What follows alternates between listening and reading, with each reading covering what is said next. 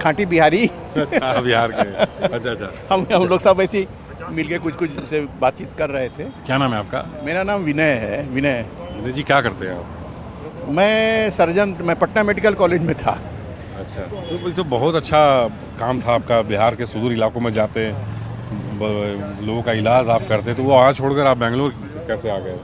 नहीं, ऐसा है कि पटना मेडिकल कॉलेज में मैं डिपार्टमेंट ऑफ जनरल सर्जरी में था, और जो मेरा कैरियर था, मैं प्रोफेसर होता, HOD होता, तो कोई साधारण तो बात नहीं रही होगी जो कि मैं बिहार छोड़ दिया। कब छोड़ा आपने बिहार? वही दशक जो सब लोग बताते हैं, लेकिन क्या आपने मैंने कहा अनुभव है? नहीं, वो देखिए, वो बात अगर निकलेगी तो दूर तक जाएगी। जाने दीजिए दूर तक। नहीं, अब विधानसभा चुनाव है। नहीं, बहुत ही मेहनत करके मैंने निगेटिविटी को ख़त्म किया है, क्योंकि जिसका पूरा कैरियर था, इतना सीनियर था मैं कि मैं इवन किसी भी हद तक मैं डिपार्टमेंट में प्रमोशन जाता, लेकिन मैं वो सब छोड़ के मुझे निकलना पड़ा।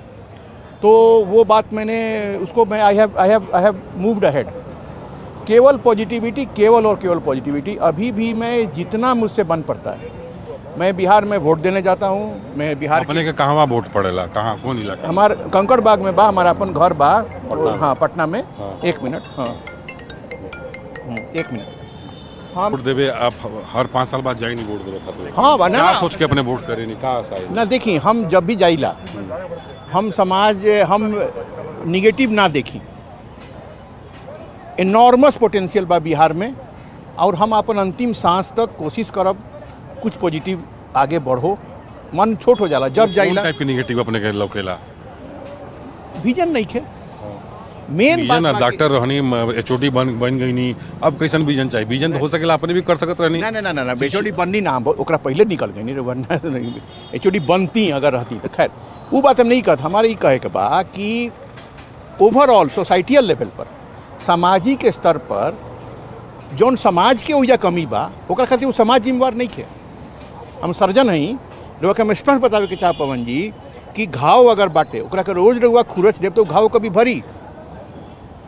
ए wound which is like every day being scratched will never heal. तो जो समाज में वहाँ पर जो चीज़ें हैं, क्या वो और प्रांतों में नहीं है? क्या उससे अधिक है? क्या यहाँ नहीं है? क्या ऐसा नहीं कि नहीं है, लेकिन एक हायर विजन में, एक हायर लेवल के लिए समाज वहाँ पर मिलके भी काम करता है। सोसाइटल हार्मोनी इंडेक्स कहीं ओकरा के हुआ जोन कहीं, वो बिहार में कमी बा, और वो पर क्यों काम नहीं के करत, बल्कि वो जो दीवार बाटे, जो खाई सब बाटे, ओकरा के और बढ़ावल और ओकरा के बढ़ गई। एक बार वह जान ली कि अगर सोसाइटियल हार्मोनी इंडेक्स कम रही नो, तब political empowerment and bureaucratic empowerment अधिक रही। 2020 में अपने वोट डालनी, अब 2025 बा, तो इन 5 साल में अपने का देखा तनी बिहार के, और का सोच के 20 में वोट कई नहीं, 25 में का सोच के वोट करे जा तनी। और बिहार अपने एक बुद्धिजीवी बानी, समाज के डॉक्टर बानी, चिकित्सक बानी, बड़ चिकित्सक बानी, तो का लगत अपने की का विजन होके के चाहिए 2020 और 25 में? का अपने के अंतर लगता? यह सबसे बड़ दुख के विषय बा कि जौन कहने हैं देवकान जी भी कि कानून व्यवस्था तो बेसिक चीज़ बा। रुआ पहला 5 साल मिलल, 10 साल मिलल, 7 साल में 8 साल में रुआ कानून व्यवस्था लाइन पर नहीं, ओकरा आग बाद का, तो ओकरा बाद कुछ भी नहीं खे जौन बा कि जौन विजन आगे बढ़ता।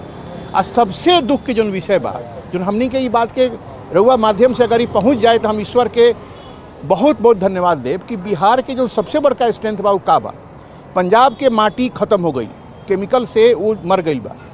पूरे देश में अभी सबसे कम, ये गरीबी के एगो फायदा बा बहुत बड़ कि ओइजा के माटी में सबसे कम केमिकल फर्टिलाइजर गइल बा, यानी कि ओइजा के माटी अभी पूरा देश में सबसे अधिक जीवित बा। अगर टोटल एकरा के जौन बाटे तो ऑर्गेनिक फार्मिंग के स्टेट डिक्लेयर कर दिल जाओ, जैसे कि सिक्किम के कईल, पूरा दुनिया में एक डिमांड बाटे, तो और जो स्ट्रेंथ बा और स्टेट के जौन बाटे एग्रीकल्चरल बेस्ड प्रोडक्ट्स के ऊपर ना करके रहुआ दोसर दिशा में जौन काम करता नहीं, जौन और स्ट्रेंथ बा और मिट्टी जौन गंगा के जौन मिट्टी बा वो सोना बा, तो वो पर ना काम करके लेवल 1 के रहुआ में प्रोसेसिंग के कर दी, लेवल 2 प्रोसेसिंग कर दी, तो ओकर एम्पावरमेंट हुई, वजह से रहुआ सामान के निकले की कोशिश करी। फ्लड के इंजाम करी, कोसी के हर साल होता, 50 साल से होता, रुआ पॉलिटिकल रुआ बात करता नहीं, रुआ गवर्नमेंट ऑफ इंडिया से पैसा ली। अच्छा, एक बात और बाटे कि लोग कहला कि बिहार पिछड़ा बा, कोसी के नाम से ही तो वोट लिया जाता है कि इस बार वोट दीजिए तो ठीक है। क्या हम एक बात बताओ तनी, एगो आज हम एगो बात बताओ तनी, वो भाई नहीं खे आज हमार हमारा अपन भाई, लेकिन हम ये बात बताओ तनी तो जो भाई हमारा है वो ब्रिलियंट, माने ब्रिलियंट के भी ब्रिलियंट।